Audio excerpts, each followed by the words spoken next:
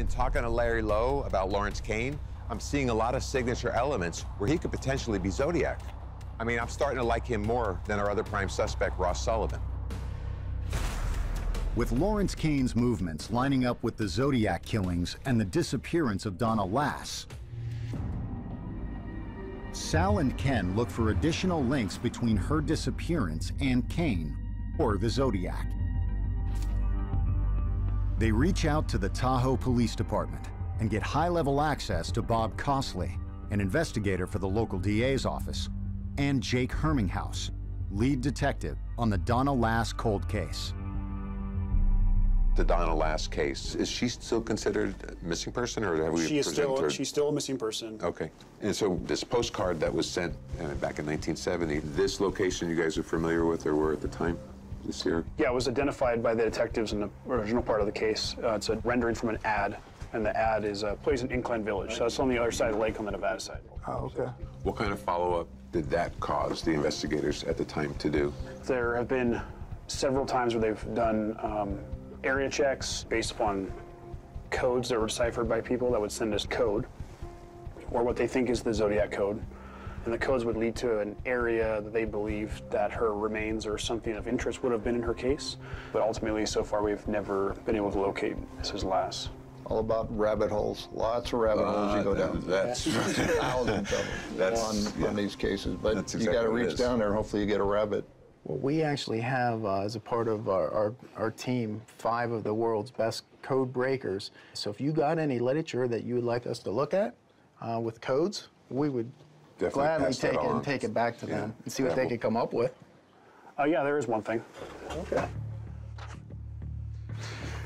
So this poster was inside of the case file, and it has some type of encryption on it, or cipher.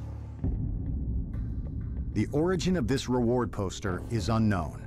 A copy was anonymously sent to the authorities, marked up with cryptic symbols, and some believe the man responsible was the Zodiac himself. The code has been translated by a lot of different people over the years. Here's a solution we got from a guy in Texas. We analyzed it. We couldn't figure out where it was telling us to go. This cipher solution sent to the police contains a detailed but jumbled set of directions that could lead to Donna Lass's body. Everything we get is a lead into any of our cases, but I'm not a cryptologist. If you don't mind, we'll get our code team to look at the solution and see what they can come up with. If we can find Donna Lass's remains, that could speak volumes. There's potential DNA, there's potential evidence there to identify a suspect. And the last person that stood over her could potentially be Zodiac.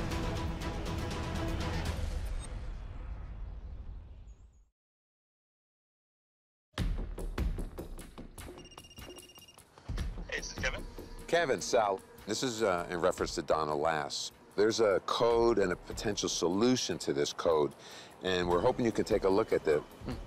This may spell out a location where her body was disposed of. Investigating the disappearance of Donna Lass, a possible new Zodiac victim in Lake Tahoe, the field team has gotten a lead from Tahoe PD. The solution to a mysterious cryptogram on Lass's missing person flyer. After unearthing links between Lass and suspect Lawrence Kane, Sal and Ken believe this possible solution from an amateur codebreaker, which the police found too confusing to follow, could be a break in the case.